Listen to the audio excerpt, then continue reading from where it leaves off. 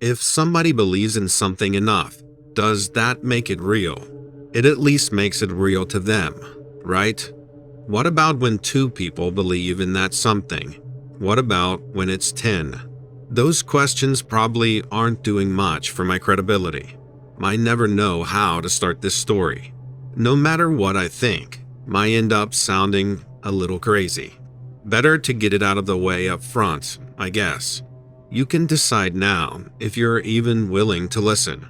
If you do stick around though, I promise the story is worth it. There's surprise, danger, mystery. Those elements have been following me around ever since, as present as the wind or the sun. Even though the creature is gone, the things that followed are still around. The black cars parked down the street, the loud electric interference that cuts into my phone's receiver, the strange men who look in my windows at night. I wish those were the scariest parts. No, by far the scariest thing I've seen was the creature itself. The memory alone is enough to choke the breath from my lungs. I was a stupid kid once, just another 20-something searching for amusement in all the wrong places. I kept similar company. There were 6 of us in total, and all of us made the same mistake. We went looking for things that didn't want to be found. We welcomed them into our lives, and all these years later, they're still with us. I wish they'd go. The 6 of us decided one night that we'd break into the old asylum. It was abandoned in the 60s and was scheduled for an upcoming renovation. Since then, they've made it into a hotel. Now, instead of graffiti and urban legends, the halls are filled by tourists and paintings of cities that are prettier than our own. When we broke in, the place was still a skeleton. The story went that something had taken up residence in the hospital. Some claim the inmates never left.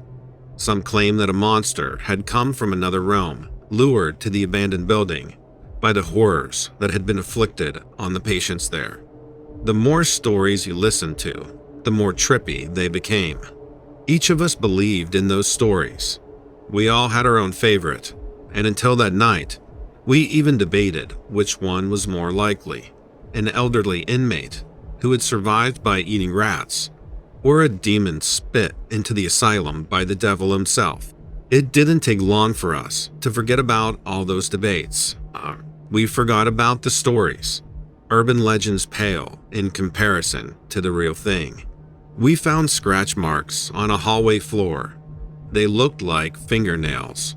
They led us down the corridor until they vanished up against the wall. The scratches simply disappeared at the joint between the floor and the wall. There was a door there once, we realized. Someone had plastered back over it. In all our wisdom, we decided to knock it down. What good is a secret room if you can't find out what's inside? The moment we broke through the drywall, creating just a fist-sized hole, we realized that we had made a mistake. Something on the other side screamed at us, and an odor that smelled a lot like death rushed into the hallway. We all took a step back, wanting to run, but unable to take our eyes off the hole we'd just created. Then its fingers began to slip through. All 10 digits filled the hole at once, moving like erratic legs of a spider, pulling itself from a storm drain. Its long nails dug into the wall, and then it ripped another chunk from the drywall, making the hole just 1 fist bigger. We still didn't run. Not until it peered through the gap it had created and blinked at us with its massive eyes. If it hadn't been for the strange length of its fingers, we might have mistaken it for a normal man. Then it pressed its lips to the hole, revealing to us its rotted and pointed teeth. It whispered something. After that day, the 6 of us discussed it. We all heard something different. We each heard it whisper our own name. That was enough to make us run. It tore after us. It sounded like the wall exploded the moment we turned our backs. We were screaming and crying. and praying louder than we ever had. We believed the stories, sure, but we expected them to stay stories. How many others had wandered into that asylum without encountering the monster at our heels? Did it come to life because we broke the wall, or because we all believed it was there in the first place? We all got out unscathed somehow. Only our emotions were scarred. Our hearts were racing. Eventually, we all returned home and almost immediately agreed to never speak of the thing that we let out of that room. Then the phone calls started. Then the visits. Men with black suits and black cars. I see them still, watching from across the grocery store parking lot. Whoever they are, they know what we did. We've all seen them. It's like they're waiting for us to do something again. Or maybe they're waiting for that creature to finally catch up to us all. Some days, that's what it feels like. It feels like our belief turned us into bait for something none of us could ever understand. Worst of all, I suppose, is that the hospital was renovated. It's a hotel now, remember? And it's pretty clear that the monster isn't living in there with the staff and the guests. That means it got out. That means it could have followed us even further than we thought. That's what they're waiting for, isn't it? It's only a matter of time before those long claws are raking across the walls.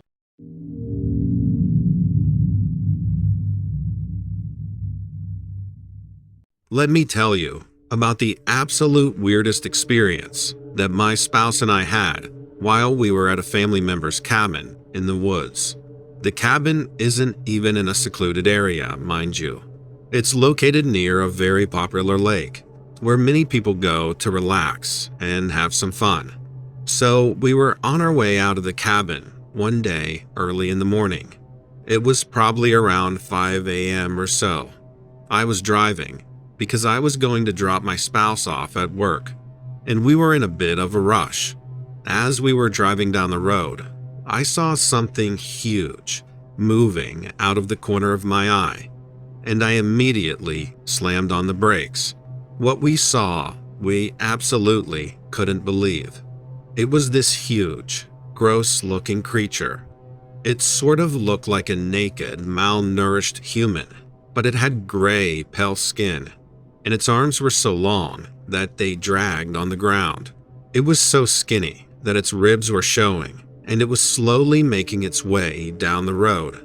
Its face was sunken in, and it had these terrifying black eyes that showed no signs of life. The thing was massive. I'm talking easily 6 or 7 feet. My spouse and I just sat there, watching this thing, in complete shock. Then, it just stopped, and slowly turned its body to look at us. The only way I can describe its face is evil death. It was skeletal and menacing, and every part of me wanted to get the hell out of there. But I was so freaked out that I couldn't move. My spouse and I were completely frozen.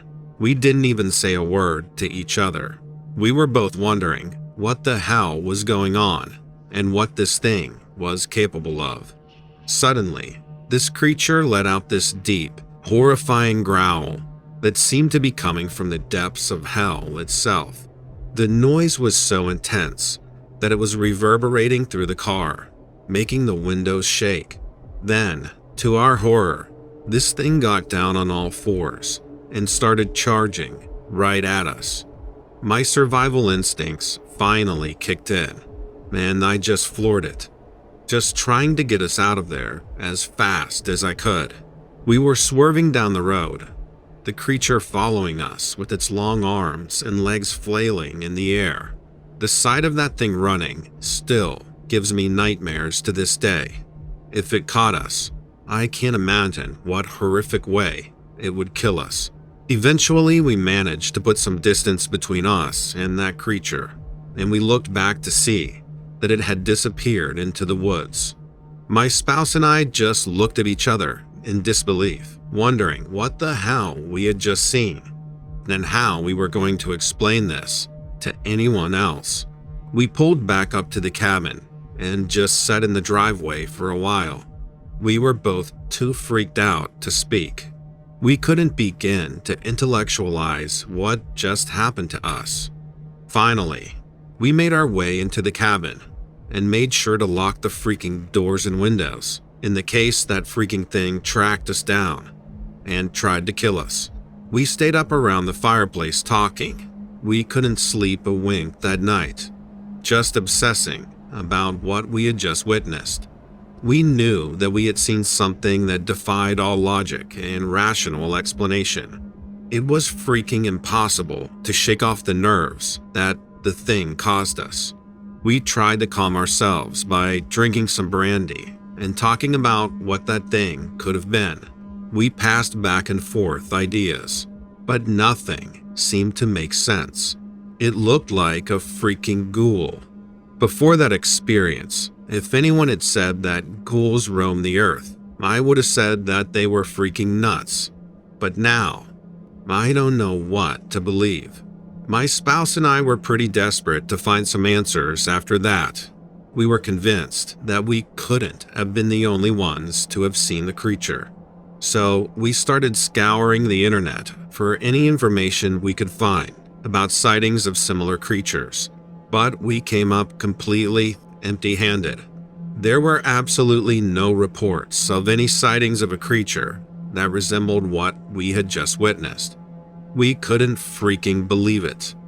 We both knew what we had seen, but the lack of information online made us feel like we were losing our minds.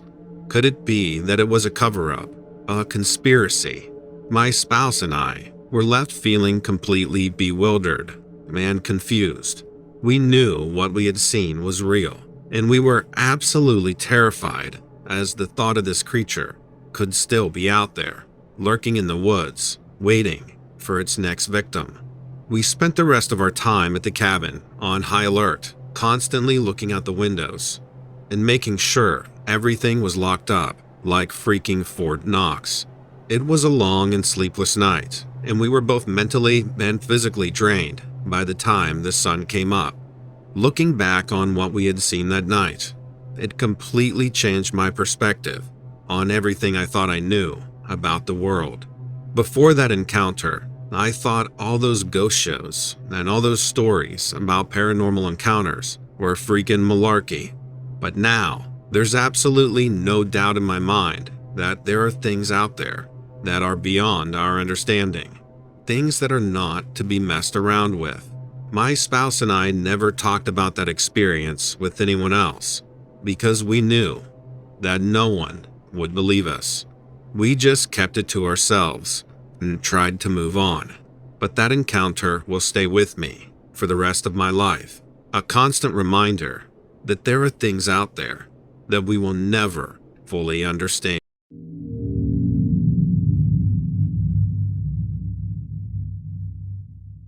Our home is definitely not your typical modern house. It has a rich history, dating back to the 1880s, when it was first built as a funeral home. The original carpet from when the house was turned from a speakeasy to a funeral home is still intact, giving it a unique character and smell. The house definitely has its quirks, and we have had many experiences that cannot be explained by science alone. Some were much scarier than others. My mother-in-law is what you'd call sensitive and can detect the presence of spirits, ghosts, energies, and all kinds of stuff. She rarely leaves the house, and it's not often we get a moment alone. When she left on Easter to visit her sister, I took the opportunity to have a nice, long, relaxing shower. Little did I know what was about to happen. I, on the other hand, was always a more logical and skeptical person. Before I had married my spouse, I didn't have any experience with the paranormal whatsoever. Living in this place has definitely changed my mind about the world we live in. I was showering and resting my eyes a bit. I was just letting the hot water run down me and was enjoying the peace and quiet. All of a sudden, I was standing outside on the balcony of my mother-in-law's room. I was tending to some houseplants while dressed in a heavy, early 1900s style outfit. The clothes felt like it was part of me, with its weight on my skin and the fabric brushing against me. I was wearing a hat like a pilgrim would have worn, so heavy and handmade. I could smell the air around me, fresh with the scent of spring, and I could feel the gentle breeze playing with my hair. It was all so vivid, like I had truly stepped into another time and place. There were horses and buggies going down the road, as well as some old-style Model T type cars in the street. It was a simpler time. The air was so fresh, and I felt this peace and calmness like I'd never felt before. Like all the complexities of a modern-day life just completely disappeared. I could hear people talking underneath the balcony, and they had completely different accents and talked in a much more eloquent manner than people do now. It was so bizarre, so surreal. Then, bam, all of a sudden, I was back in the shower. That vivid feeling of the heavy clothing and the calming atmosphere just vanished. I was disoriented and confused as to what had just happened. As I was processing the experience, my spouse knocked on the door, asked if everything was okay, as I had been in there for over an hour. It was then that I realized I had no memory of showering. I couldn't explain where the time had gone. The vividness of the experience hadn't left me shaken, and I couldn't stop thinking about what I had just witnessed. It was more real than anything I'd ever felt, and it felt like my entire sense of time had been distorted. Was it a past life that I was experiencing? Did I actually travel back in time?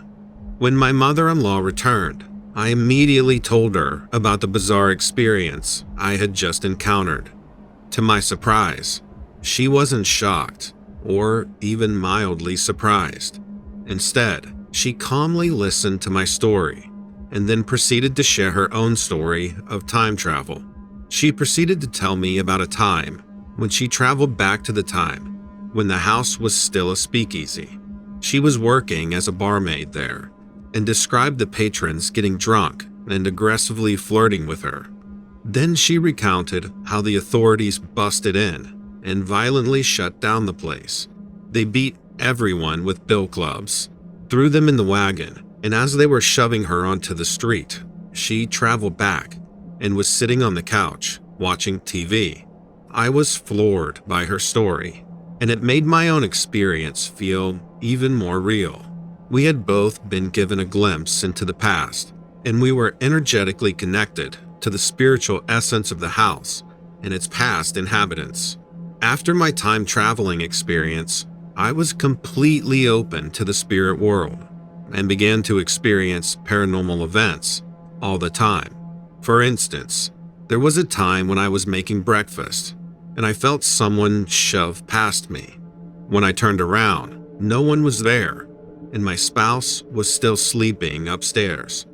On another occasion, I was walking past the living room and saw a shadowy figure dart across the room and scream, "We're going to be late. We're going to be late." These experiences have become so common that I began to accept them as a part of our daily life. Living in this house has changed my perspective and my life in so many ways. Before living here, I was always a logical and skeptical person who did not believe in the supernatural. But everything that's happened, I realized there's no denying that there is more to this world than what can be explained by science alone.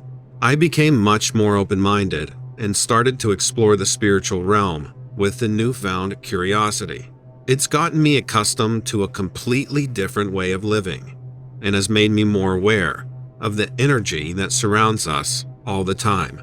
It has also given me a deep appreciation of the history of the home and all the people that have come and gone here. All always have a deep spiritual connection to this place.